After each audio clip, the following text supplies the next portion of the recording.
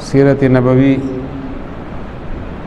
کے حوالے سے کچھ ضروری گزارشات پیش کرنی ہیں۔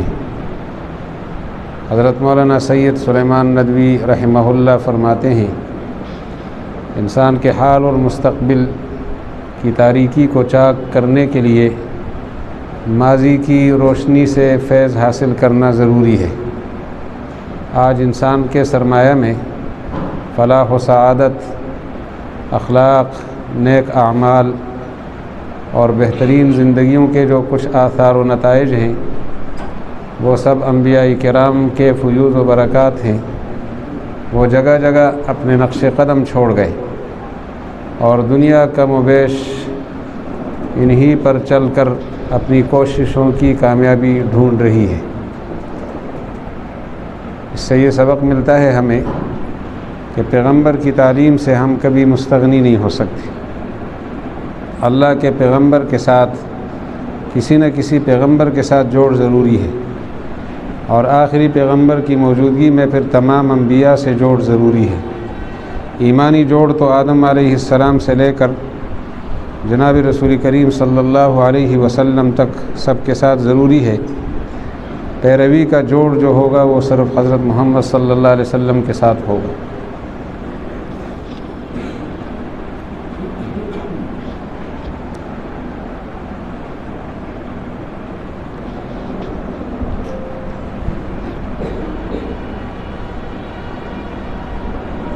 قیامت تک کے انسانوں کے لیے کامل اور مکمل نمونہ حضرت محمد صلی اللہ علیہ وسلم ہیں، جن کے قدم سے قدم ملا کر کامیابی اور سعادت کی منزل پائی جا سکتی ہے۔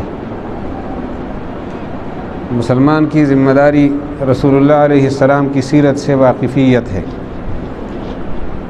اسلام کے 5 شعبے ہیں: عقائد، عبادات، معاملات، معاشرت اور اخلاقیات۔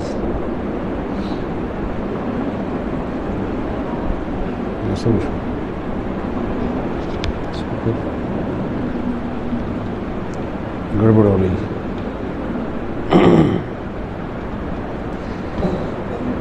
عقائد، عبادات، معاملات، معاشرت اور اخلاقیات، ان 5 شعبوں میں انسان کو رہنمائی کی ضرورت ہے۔ عقیدہ وہ عقیدہ کہلائے گا جسے قرآن و سنت نے طے کیا ہو۔ اگر عقیدہ قرآن و سنت کا طے کردہ نہیں ہے تو وہ عقیدہ ہی نہیں ہے، اللہ کے ہاں اس کا کوئی اعتبار نہیں ہے۔ عبادات وہ عبادات کہلائیں گی جنہیں قرآن و سنت نے طے کیا ہو۔ معاملات بھی وہی معاملات درست کہلائیں گے جنہیں قرآن و سنت نے طے کیا ہو۔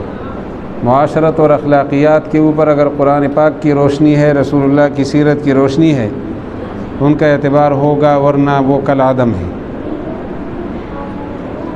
یہ روشنی آپ بند کریں گے تو مجھے یعنی آپ حضرات کو نظر آئے گا، وقت کم ہے، روشنیاں بند کر دیں۔ اللہ تعالیٰ نے قرآن پاک میں انبیاء کرام علیہم السلام کے نام لے کر ان کا تذکرہ فرمایا ہے۔ ان کی تعداد 26 ہے، جن میں 4 کا تعلق عراق سے ہے، 3 کا تعلق مصر سے ہے، 6 کا تعلق جزیرہ عرب سے ہے، اور 13 کا تعلق شام، فلسطین، اردن اور لبنان سے ہے۔ عراقی 4 حضرات ادریس علیہ السلام، حضرت نوح علیہ السلام اور حضرت ابراہیم علیہ السلام اور حضرت یونس علیہ السلام، یہ 4 حضرات عراقی ہیں، اور 3 حضرات مصری ہیں، حضرت یوسف علیہ السلام، حضرت موسیٰ علیہ السلام اور حضرت ہارون علیہ السلام، یہ 3 حضرات مصر سے تعلق رکھتے ہیں۔ 6 کا تعلق جزیرہ عرب سے ہے، حضرت ہود علیہ السلام، حضرت صالح علیہ السلام، حضرت شعیب علیہ السلام اور حضرت آدم علیہ السلام، حضرت اسماعیل علیہ السلام اور حضرت محمد صلی اللہ علیہ وسلم۔ ان حضرات کا تعلق جزیرہ عرب سے ہے، اور باقی 13 حضرات جن کا تعلق شام سے ہے، موجودہ شام نہیں، پرانا شام، موجودہ شام 4 حصوں میں تقسیم ہے۔ ان میں سے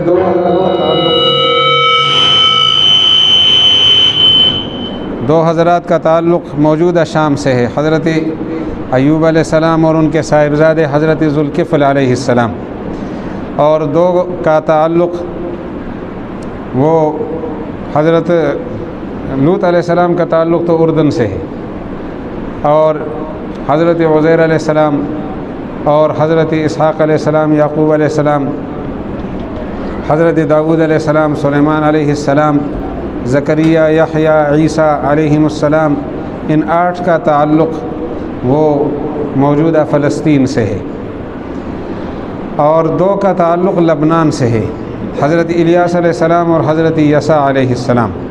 یہ کل 26 حضرات ہیں جن کا نام قرآن پاک میں اللہ تعالیٰ نے لیا ہے۔ ہم اس وقت آپ کے سامنے یہ سرزمین بتاتے ہیں، یہ عراقی سرزمین ہے جو اس کو بند کر دیں، رہنے دیں، یہ چلے گا نہیں، جل جائے گا، رہنے دیں، یہ بار بار بند ہونے سے جل جائے گا۔ تو یہ جو عراقی سرزمین ہے، عراقی سرزمین سے 4 حضرات کا تعلق ہے۔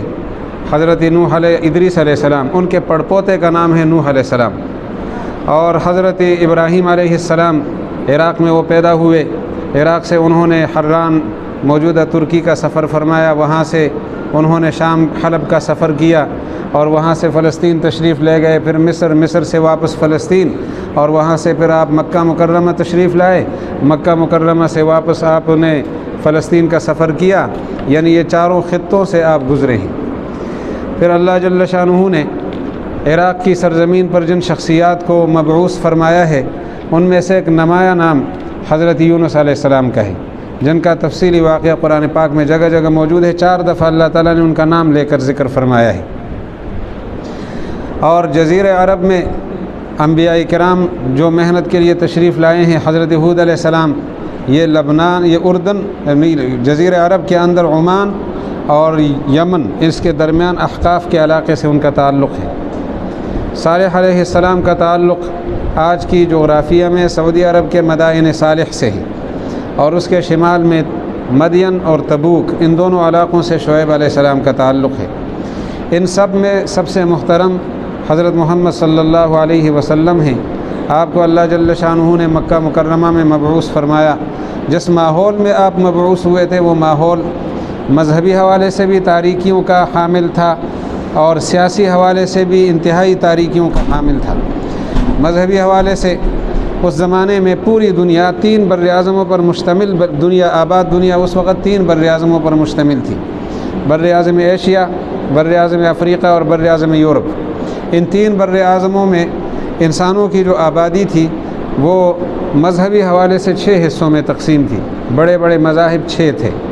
ایک مذہب یہودی ہے، ایک مذہب عیسائی ہے، ایک مذہب جزیرہ عرب کے اندر عرب کے مشرکین ہے، اور ایک مذہب مجوسیوں کا، ایک مذہب ہندوؤں کا، اور ایک مذہب وغیرہ کے نام سے اور بھی پائے جاتے تھے۔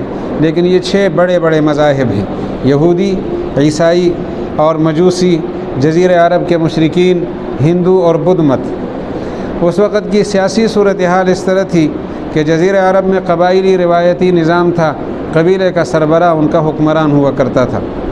جزیرہ عرب کے باہر مشرقی دنیا میں فارس کی حکومت تھی، ایران اور موجودہ عراق، افغانستان، وسط ایشیا کی ریاستیں، یہ ساری اس حکومت کے زیر اثر تھی، فارس کی حکومت کہلاتی ہے۔ جزیرہ عرب کے مغربی دنیا میں افریقی ممالک یہ روم کی حکومت کے ماتحت تھے۔ یورپ میں ایک مستقل نظامی حکومت تھا جو جاہلانہ مثال قائم کرنے والا نظام تھا، جاہلیت کی انتہا وہاں پائی جاتی تھی۔ تو اس سے ایک سبق ہمیں ملتا ہے کہ پوری دنیا تاریکی کے سوا کسی اور چیز میں تھی نہیں۔ ایسے ماحول میں محمد الرسول اللہ علیہ السلام قرآن پاک لے کر جزیرہ عرب میں آئے ہیں۔ یہ سوال اٹھتا ہے کہ جزیرہ عرب میں آپ کیوں تشریف لائے؟ جزیرہ عرب ہی کا انتخاب کیوں ہوا؟ تو 3 بڑی وجوہات ہیں۔ ایک بڑی وجہ، آپ صلی اللہ علیہ وسلم کی قوم کی جو خصوصیات ہیں وہ کسی اور قوم میں نہیں پائی جاتی تھی۔ آپ کا خاندان سب سے اونچا خاندان ہے، اور یہ خاندان مکہ مکرمہ میں رہتا تھا، بنو ہاشم قریش خاندان۔ دوسری خصوصیت اس قوم کی کہ ذہانت میں اعلیٰ درجے کے لوگ تھے، ان جیسی ذہین قومیں دنیا میں پیدا نہیں ہوئی۔ تیسری بڑی خصوصیت فصاحت اور بلاغت میں مثالی لوگ تھے۔ چوتھا کمال ان کے اندر کہ وہ غیر معمولی بہادر لوگ تھے، شجاعت کے پیکر تھے۔ ایسی شجاعت اور بہادری کسی اور قوم میں نہیں پائی گئی، مثال نہیں ملتی کہیں۔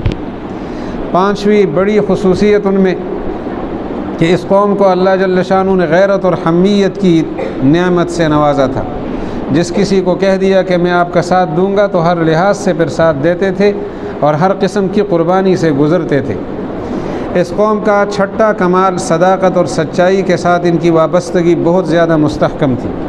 دشمن سے دشمنی نکالنے کے لیے بھی وہ جھوٹ نہیں بولتے تھے، جھوٹ سے انتہائی متنفر لوگ۔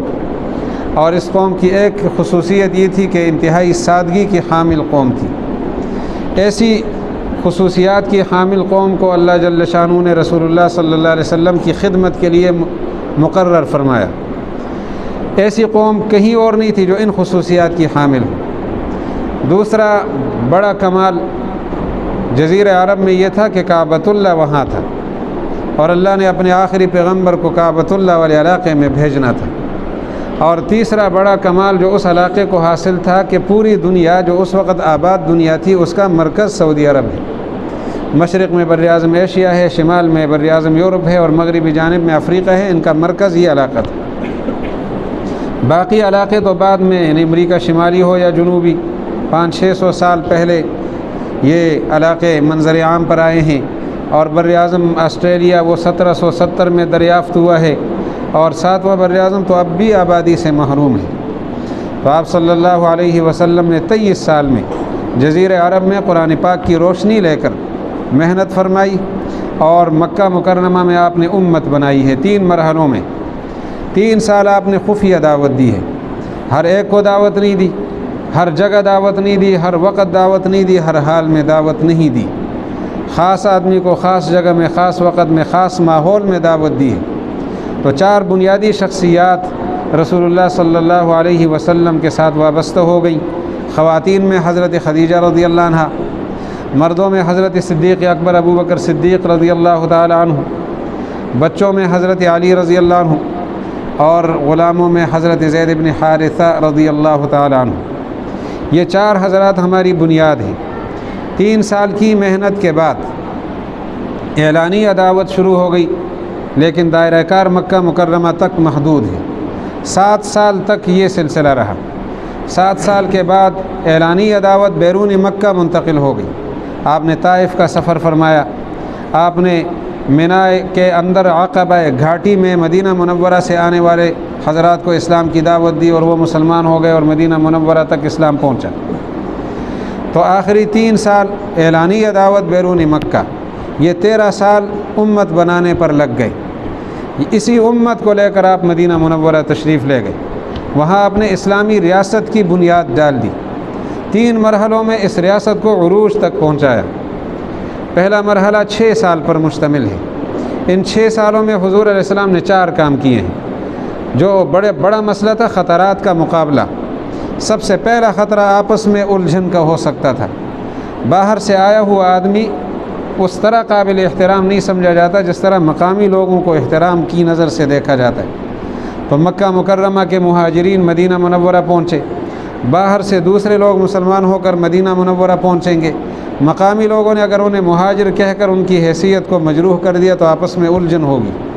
آپ صلی اللہ علیہ وسلم کی حکمت عملی کا آپ اندازہ لگائیں، کس کمال کی حکمت عملی ہے کہ ایک مہاجر اور ایک انصاری کو آپس میں بھائی بنا دیا، اور ایک دوسرے کا وارث ہے وہ۔ اس طرح کی صورتحال قائم فرمائی، مواخات، ایک دوسرے کے بھائی بنانے والا ماحول۔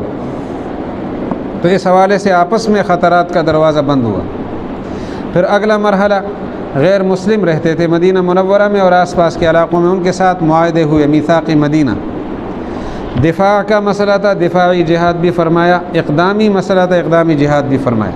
6 سال میں خطرات سے نمٹتے رہے۔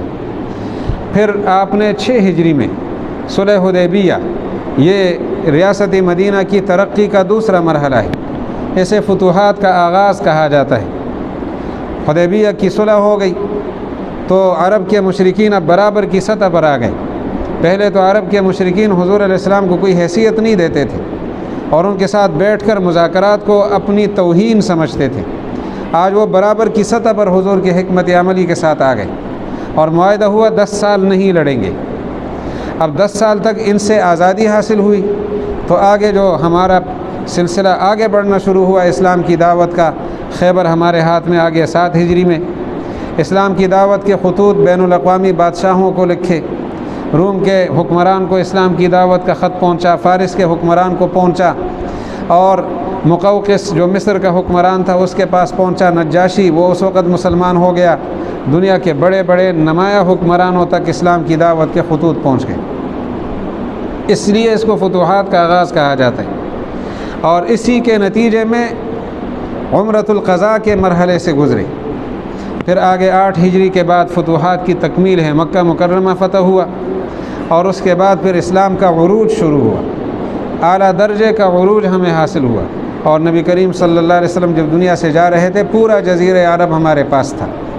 پھر سن 11 ہجری سے لے کر سن 41 ہجری تک خلفائے راشدین نے اس کو مزید پھیلایا، مغربی دنیا میں مصر، الجزائر تک خلفائے راشدین کے دور میں ہم پہنچے۔ مشرق میں افغانستان اور وسط ایشیا اور آذربائیجان آرمینیہ کے علاقوں تک صحابہ کرام پہنچے ہیں۔ حضرت عثمان کے سلطان سلیم اول خلیفۃ المسلمین بنتے ہیں، اور یہ خلافت کا جو سلسلہ ہے اور خلافت کا جو یہ تسلسل ہے جو عثمانیوں میں تھا 923 ہجری سے شروع ہوا ہے 1342 ہجری تک۔ رجب المرجب 26 رجب 1342 ہجری یعنی آج سے تقریباً 3-4 مہینے پہلے تک اس کے 100 سال پورے ہو گئے۔ یہ گزشتہ رجب میں اس کے 100 سال پورے ہو گئے۔ تو اس 100 سال سے پہلے خلافت کا جو مرکز تھا وہ ترکی تھا۔ حضور علیہ السلام نے مدینہ منورہ میں جو ریاست قائم فرمائی تھی اس کا تسلسل رہا 1342 ہجری تک، جو 1924 عیسوی بنتی ہے۔ عیسوی حوالے سے اس کے 100 سال ابھی پورے نہیں ہوئے، اسلامی حوالے سے ہجری حوالے سے اس کے 100 سال پورے ہو گئے۔ تو جناب رسول اللہ صلی اللہ علیہ وسلم نے قرآن پاک کی روشنی لے کر پوری انسانیت کو اپنی محنت کا میدان بنایا ہے، اور پوری دنیا کو اپنی محنت کا میدان بنایا ہے، اور تسلسل کے ساتھ آپ آگے بڑھتے رہے۔ ایک انگریز نے، بلکہ یہودی ہے، اس نے کتاب لکھی 100 مؤثر شخصیات، پہلا نام حضرت محمد صلی اللہ علیہ وسلم کا لکھا۔ اس سے پوچھا گیا کہ آپ تو یہودی ہو، محمد الرسول اللہ کو پیغمبر نہیں مانتے ہو، یہ بتاؤ کہ آپ نے 100 مؤثر شخصیات میں پہلا نام محمد الرسول اللہ کا کیوں لکھا؟